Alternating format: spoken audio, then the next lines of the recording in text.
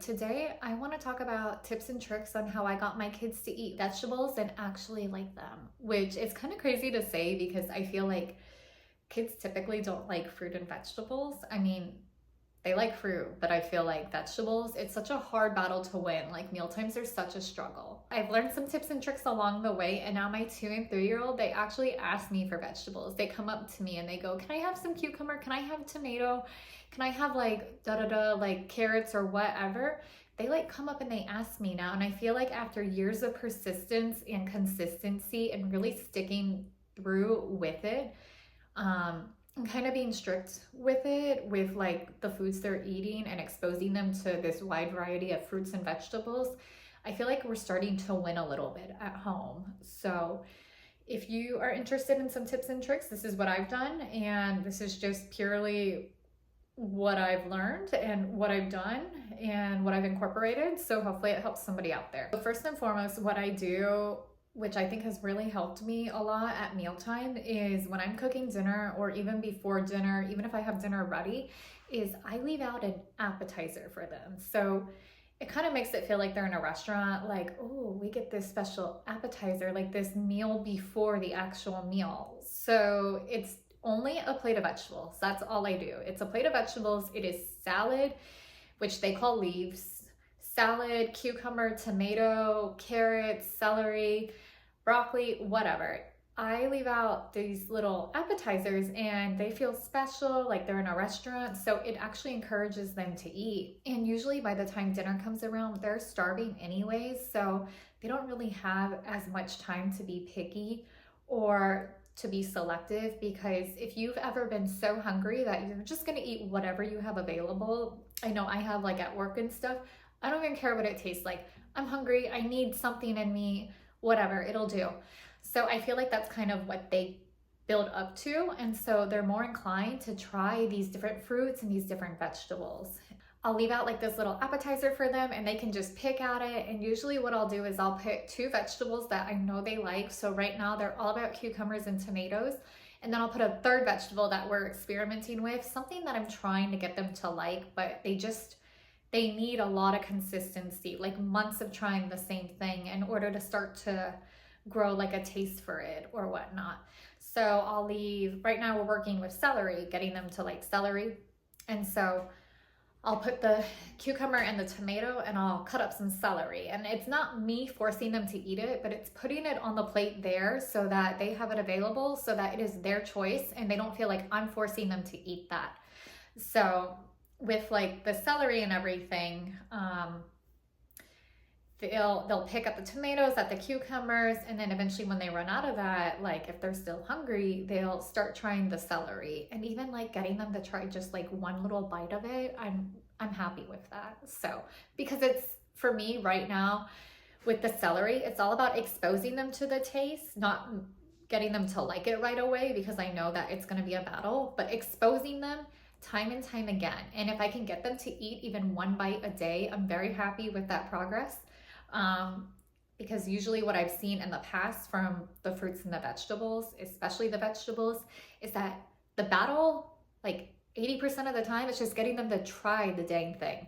So I feel like once they try it, they realize, okay, this isn't the worst tasting thing ever. Okay, I kind of like this. It's just opening up those doors and just, getting them to taste it and being like, this isn't that bad. I can nibble on this here and there. It doesn't mean I'm gonna go fully for it, but if it's the only thing around, yeah, I'll try it.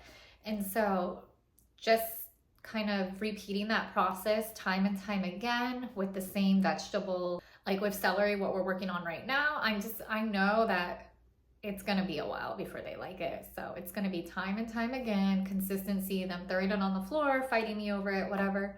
But I'm trying to put it in a position where I'm not the bad guy, like forcing them to eat it. I'm giving it to them, offering it to them before the actual mealtime, and they're the ones in their mind like, oh, okay, I'm trying this. No one's forcing me. And actually, I kind of like it. It's not that bad. I'll graze here and there on it. So that's something I do a lot to get them to like, even like salad and stuff. That's what I started to do. Salad is another one we're working on, but yeah. And so sometimes with like the celery, so I'm gonna keep using that as my example right now. What I'll also do is I'll let them kind of pick it out with me. That includes being at the store, like which one do you want? I want you to pick it out. I want you to feel like you're the one in control and you're deciding what you eat by letting you pick it out. Because toddlers and preschoolers are all about independence.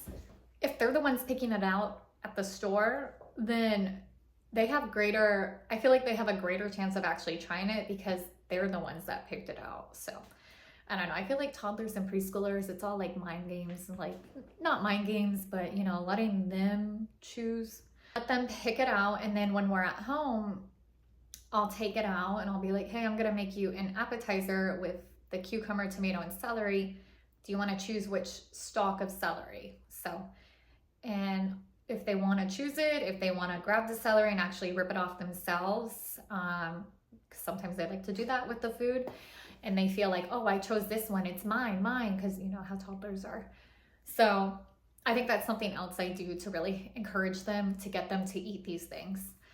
And so honestly, it is persistence, a lot of it, persistence and consistency. We've been doing these food battles for several years with the vegetables. My son is like 3.5. My daughter is like 2.5. And she is just naturally more inclined to eat anything. She doesn't really put up a fuss, but my son is extremely picky. We have to work a lot more with him than her getting them to try new foods. And so another thing about the vegetables is I don't want them to get accustomed to being like, oh, I have to eat like carrots and celery with ranch. Like that's the only way I'll eat it. What I'm trying to do is get them to like it in its raw and natural form. Trying to get them to like vegetables just plain Jane, just here's a tomato, here's this and that.